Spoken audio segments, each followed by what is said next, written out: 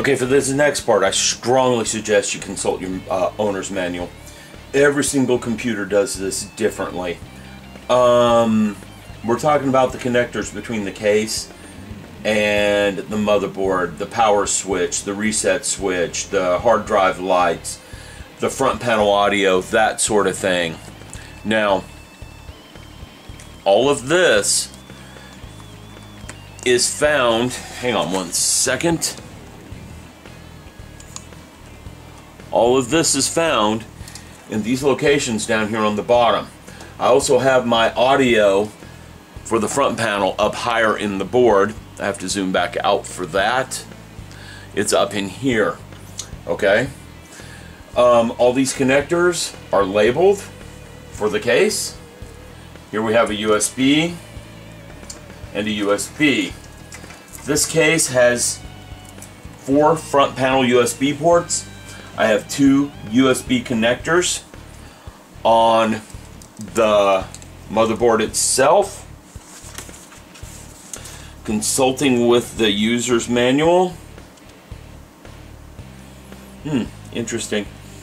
Tells me that actually there are 3 USB ports on the front of this thing. Interesting enough. Did not know there were 3 of them. Okay.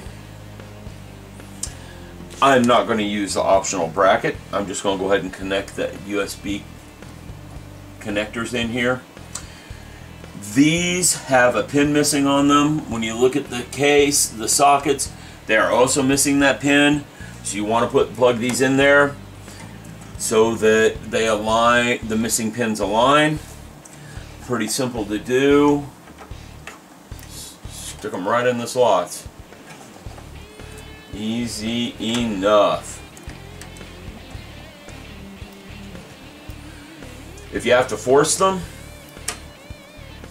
something is not aligning correctly. I'm not using all 3 USB connectors. One of them is primarily designed for a back panel USB, and I don't think I'm going to need the back panel. This thing's got so many USB ports on it. I could plug half of everything I own into this computer without buying extra ports. Alright, now for the front panel. So, let's get the front panel connectors done.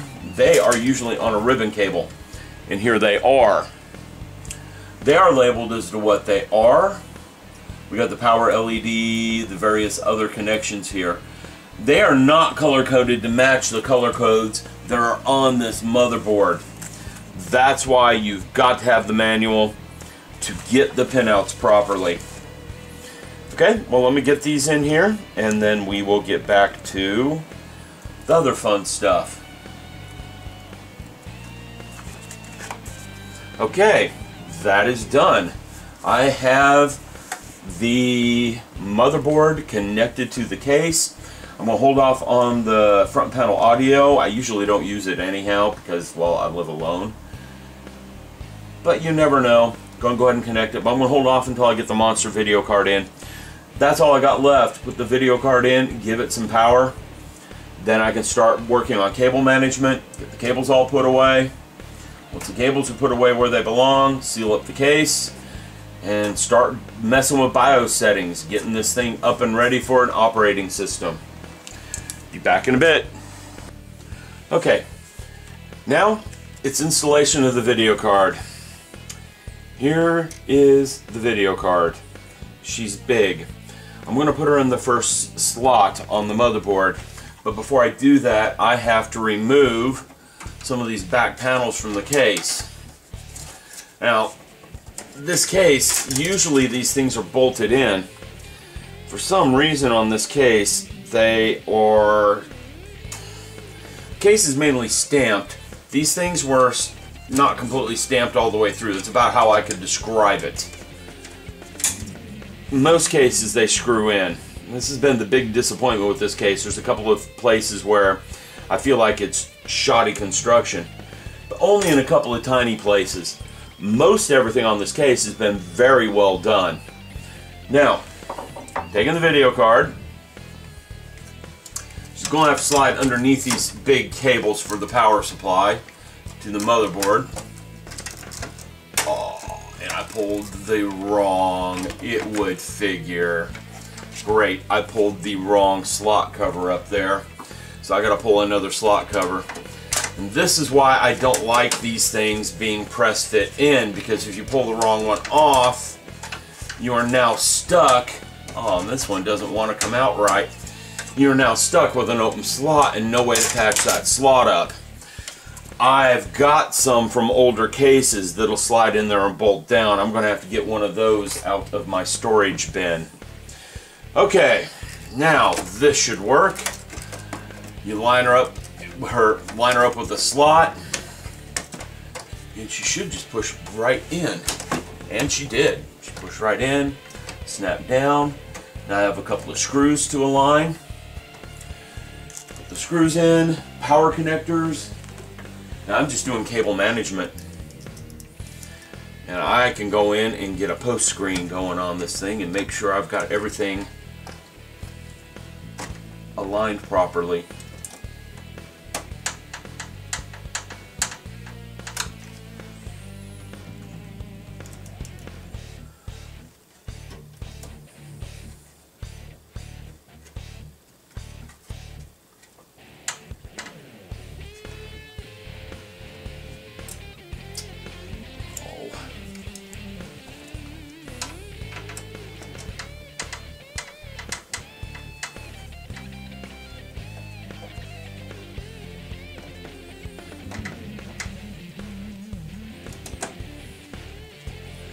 I really don't see how you could put 3 of these video cards in here.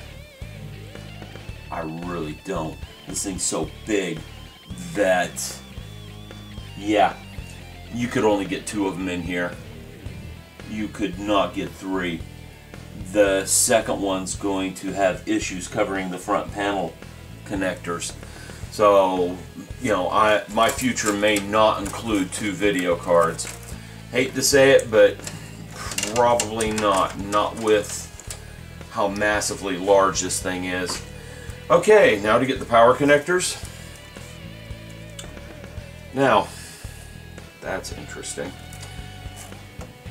The power supply came with 2 dedicated power connectors for a video card. They're only going to go in one way. I can see that right here. This one's going to slide in like that. The question is, oh, that's just an email. The question is, how does this one go in? Because it's got this little extra jumper doodad here. And I want to make sure this thing aligns right. I think I see how it's going to work, but that's opposite of the way it should go. Oh, it's just got to go this way. Yep, she goes like that. The rounded top has to go up. Alright, we have